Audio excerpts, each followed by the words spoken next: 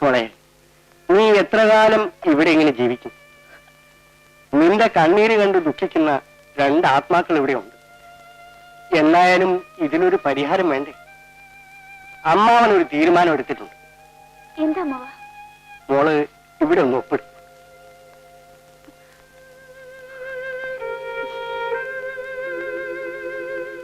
എന്തിനാ ആ ബന്ധം? നമുക്കിനി വേണ്ട മോളെ. അമ്മേ മോളെ, നീ പിണങ്ങിപ്പോന്നത് ഒരു തെറ്റാണെന്ന് തന്നെ ഇരിക്കട്ടെ. എന്നാലും 3 വർഷം നിങ്ങൾ ഒരുമിച്ച് ജീവിച്ചവരല്ലേ? ഇത്രയും ദിവസമായിട്ട് അയാളൊന്ന് തിരിഞ്ഞു നോക്കിയോ? പോട്ടെ, 15 പൈസയുടെ ഒരു കാർഡെങ്കിലും എഴുതിയിടാമായിരുന്നല്ലോ. അവന് നിന്നേക്കാളും വലുത് ആ കുഞ്ഞാണെന്ന് എപ്പോഴെങ്കിലും മനസ്സിലായില്ല. ഇനിയും നമുക്കിത് തുടരണം മോളെ. നീ അമ്മാവൻ പറഞ്ഞതനുസരിക്കും. അച്ഛനില്ലാത്ത ദുഃഖം നിന്നെ അറിയിക്കാതെ വളർത്തിയത് ഈ അമ്മാവനാണ്.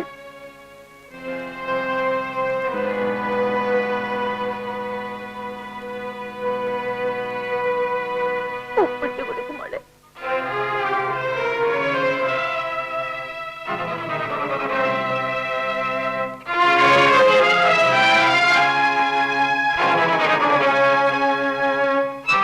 അമ്മയാണ് പറയുന്നത്. ഒപ്പിട്ട് കൊടുക്കും.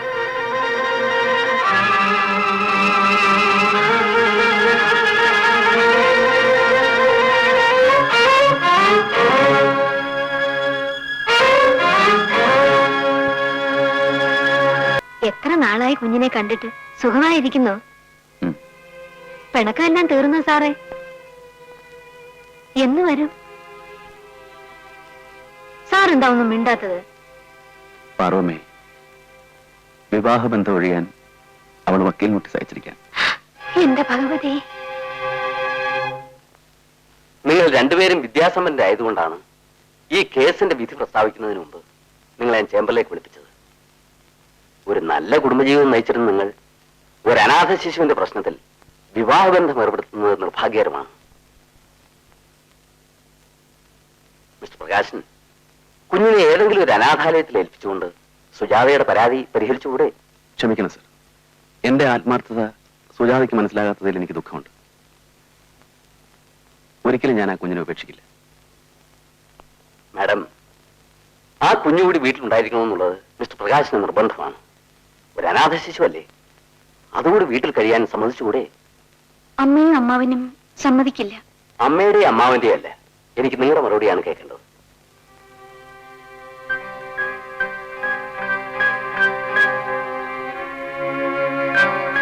എനിക്ക് നിന്റെ തലയിൽ എന്താണ്? ഇതാ കൊക്കിന്റെ കാഷ്ടമാണ് സാർ. ഞാൻ അങ്ങോട്ട് എയിം ചെയ്ത ദേഷ്യത്തിന് അത് ഇങ്ങോട്ട് ഫയർ ചെയ്തായിരിക്കും. പോയി കഴുകട സാർ. ദേ അമ്മാവൻ. കണ്ടിട്ട് കുറെ ദിവസം ആയല്ലോ. എവിടെയായിരുന്നു? ഞാൻ എവിടെ പോകാനാ, വീട്ടിൽ തന്നെ ഉണ്ടായിരുന്നു. വരണ ചേട്ടാ. എന്താ ചേട്ടാ ഒരു മനപ്രയാസം പോലെ? മനപ്രയാസമേ ഉള്ളൂ മാധവൻ നായരെ. ഇവിടെ വരുമ്പോഴാ ഇത്തിരി സമാധാനം കിട്ടുന്നത്. എന്തു പറ്റി? പയറ് കുത്തിയാ മതിയോ, പടർപ്പ് കൂടെ വേണ്ടേ? മനസ്സിലായില്ല. മാധവൻ നായരെ ഒന്നും മറച്ചു വെച്ചിട്ട് കാര്യമില്ലല്ലോ. സുജാത ബന്ധം പിരിഞ്ഞു പോന്നിട്ട് വർഷം 3ആയി. അവളെ ഒരാളുടെ കയ്യിൽ ഏൽപ്പിക്കാൻ ഇതുവരെ തരപ്പെട്ടില്ല. ഓ, അതൊരു പ്രശ്നമാണോ ചേട്ടാ? പ്രശ്നമാണ് മാധവൻ നായരെ. എത്രയായാലും 2ാം കെട്ടല്ലേ. അതിനെന്താ, സൗന്ദര്യത്തിനും സ്വഭാവത്തിനും അവൾക്ക് എന്താ ഒരു കുറവ്? നല്ല കുടുംബമല്ലേ? അതൊക്കെ ശരിയായിരിക്കാം, പക്ഷെ മനസ്സിനിണങ്ങി ഒരാളെ കിട്ടണ്ടേ? ഒരു നല്ല പയ്യനെ നമുക്ക് അന്വേഷിച്ച് കണ്ടുപിടിക്കാൻ ചേട്ടാ. ഞാനൊരു കാര്യം പറഞ്ഞാൽ മാധവൻ നായർ തള്ളിക്കളയും. എന്താ? തുറന്നു പറയാൻ എനിക്ക് അല്പം ബുദ്ധിമുട്ടുണ്ട്. ഞാൻ ഒരു അന്യനാണോ ചേട്ടാ? എങ്കിൽ പറയാം. എന്റെ അനന്തരവൾക്ക് മാധവൻ നായർ ഒരു പുതിയ ജീവിതം കൊടുക്കണം. മാധവൻ നായർ അവളെ വിവാഹം ചെയ്യണം. ഞാനോ? അതെ. എന്റെ കുടുംബത്തെ ഈ ചുറ്റുപാടിൽ നിന്ന് രക്ഷിക്കാൻ മാധവൻ നായർക്ക് മാത്രമേ കഴിയൂ. അത് വേണോ ചേട്ടാ? വേണം. എന്നെ അവൾക്ക് ഇഷ്ടമാവോ? തീർച്ചയായും. ഞാൻ കാല് പിടിച്ച് അപേക്ഷിക്കുക. ചേട്ടാ, എന്റെ അപേക്ഷ തള്ളിക്കളയരുത്. ഒരു അബദ്ധം പറ്റിയെന്ന് വെച്ച് എല്ലാം അതുപോലെ ആകുമോ മോളെ? ഇല്ലെന്ന് എന്താന്നേ ഉറപ്പ്? മാധവൻകുട്ടിയെ പണ്ട് മുതലേ നമുക്കറിയാം. ഇന്ന് കല്യാണം കഴിക്കാൻ ആശിച്ചിരുന്നവനുമാ. ആ നിലയ്ക്ക് ഒരിക്കലും ഒരു കാരണത്തിനും അവൻ നിന്നെ ദുഃഖിപ്പിക്കില്ല. വേണ്ടമ്മേ, എനിക്ക് ജീവിതത്തിൽ ഇനി ഒരു വിവാഹമേ വേണ്ട. പിന്നെ നീ എന്ത് ചെയ്യാൻ പോകുന്നു? ഞാൻ ഇങ്ങനെ തന്നെ ഇവിടെ കഴിഞ്ഞോളാം. ഇവിടെയും എന്നെ അമ്മാവനെയും കണ്ടുകൊണ്ടാണോ നീ പറയുന്നത്? ഞങ്ങളുടെ കാലം കഴിഞ്ഞാൽ നിനക്കാരുണ്ട്? ഒരാൺതുളയില്ലാതെ ഈ വീട്ടിൽ നീ എങ്ങനെ ജീവിക്കും? അത് നീ കൂടുതലൊന്നും പറയണ്ട. മാധവൻകുട്ടി വിവാഹം ചെയ്തു നീ സമാധാനമായിട്ട് ജീവിക്കും. അത് ഈ അമ്മയ്ക്ക് കാണണം. കണ്ടിട്ട് വേണം കണ്ണടയ്ക്കാൻ. അമ്മേ, കഴിഞ്ഞതെല്ലാം എത്ര പെട്ടെന്ന് ഞാൻ എങ്ങനെ മറക്കും? മറക്കണം മോളെ. പഴയത് പലതും മറന്നാലേ നമുക്ക് ജീവിക്കാൻ പറ്റൂ. അമ്മേ, എനിക്ക് നീ മാത്രമേ ഉള്ളൂ. നീ ഇങ്ങനെ കണ്ണീരും കൈയുമായി കഴിയുന്നത് കാണാൻ ഈ അമ്മയ്ക്ക് വയ്യ മോളെ, വയ്യ. സരസ്വതി,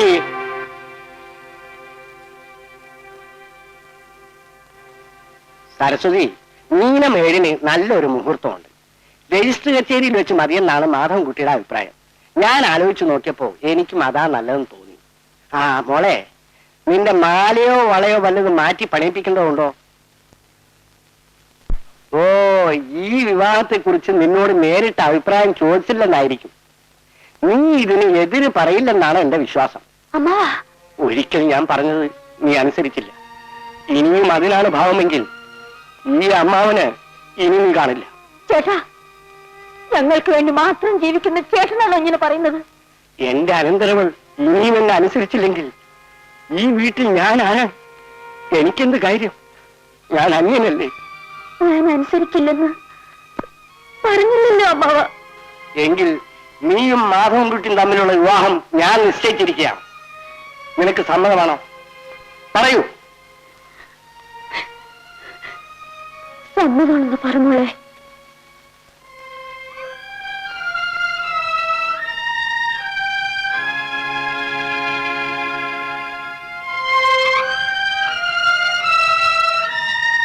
എല്ലാം നിങ്ങളുടെ ഇഷ്ടം.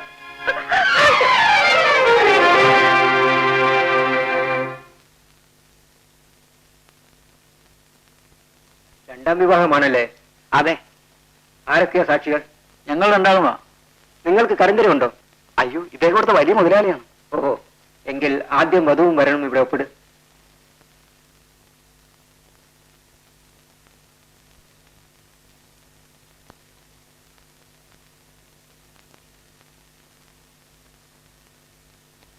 ഒപ്പിട് മോളെ.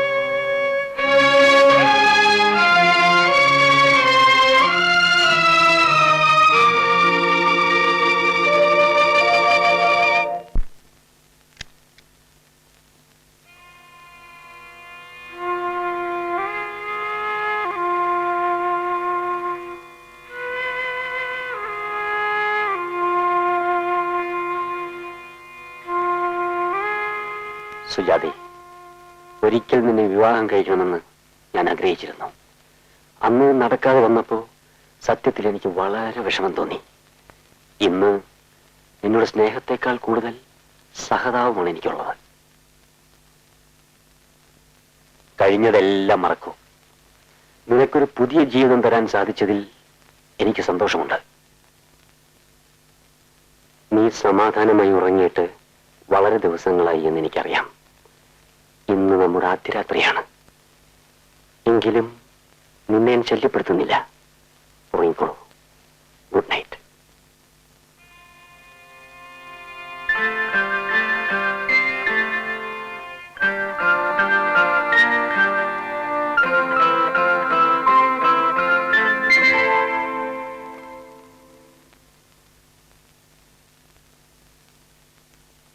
ഒഴിക്കടാ. സാർ, ഇന്നത്തെ ദിവസം നോ കമന്റ്സ്. ഒഴികെ.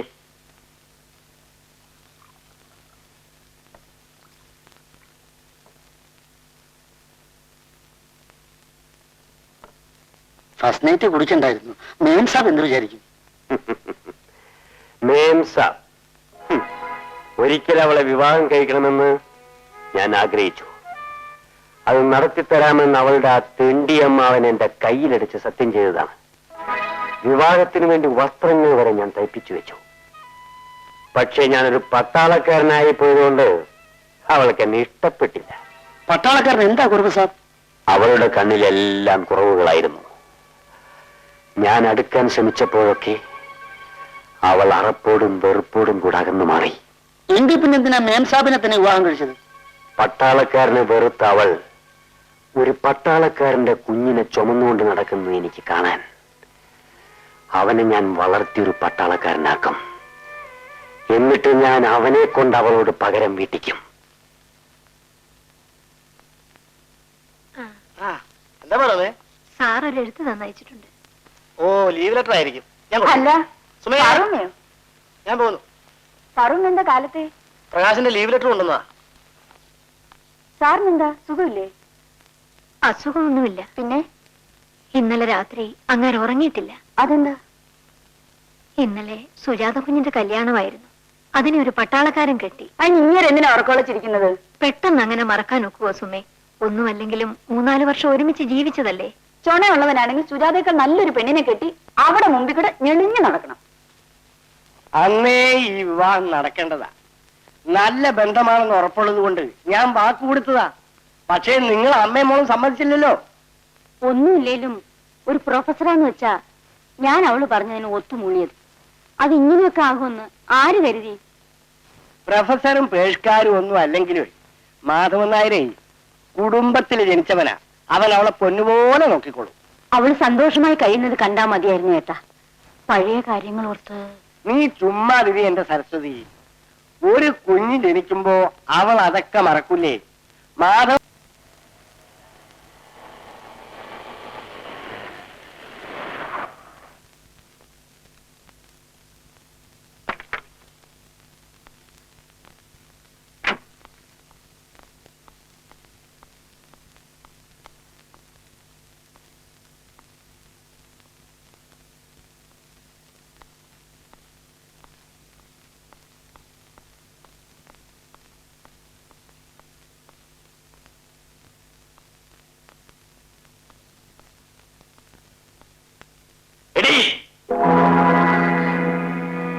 എന്താടി ഇത്ര വലിയ ഉറക്കം?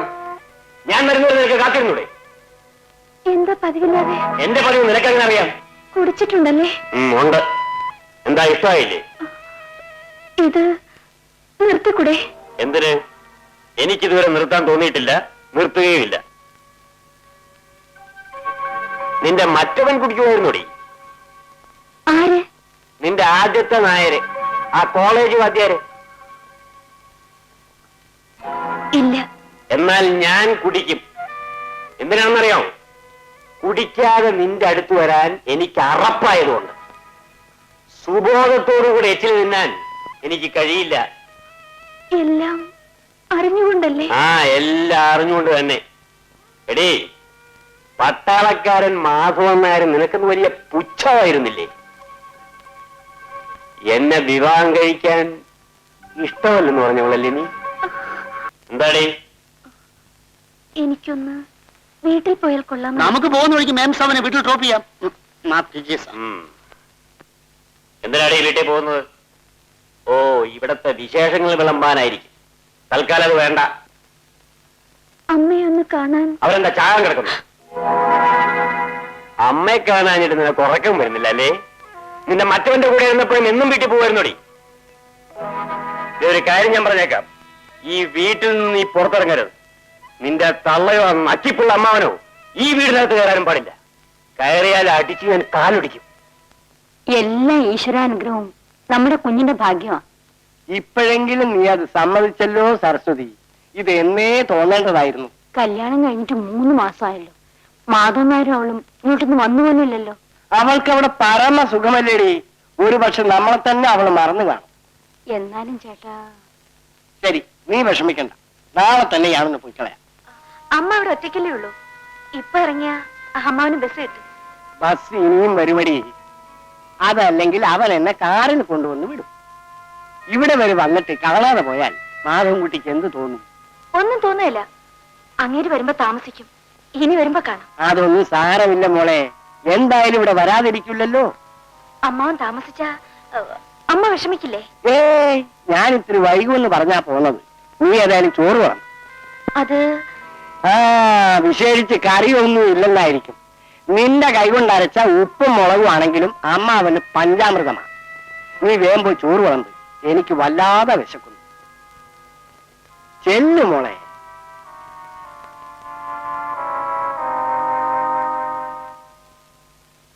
ഇത്രയും കറികൾ ഉണ്ടായിട്ടാണോ നീ നിന്ന് പരിങ്ങിയത്? അമ്മാവിന് ഇതൊക്കെ മതി മോളെ. നീ ആ സാമ്പാറും കുഴിക്ക്.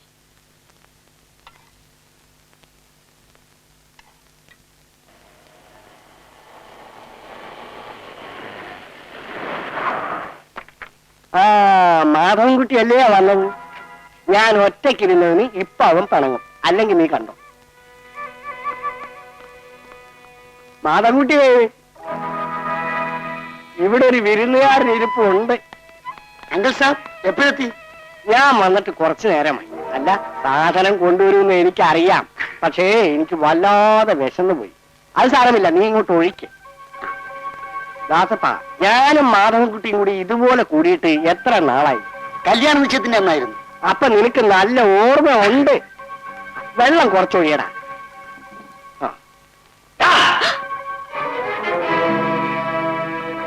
ആര് പറഞ്ഞാ നിന്നോട് കുപ്പി തുറക്കാൻ? അമ്മാവന് കണ്ട നാറികളെ സൽക്കരിക്കാനല്ല ഞാനിത് വാങ്ങിക്കൊണ്ടുവന്നത്. മാധവൻകുട്ടി. ആ മാധവൻകുട്ടി അല്ലേ പറയുന്നത്?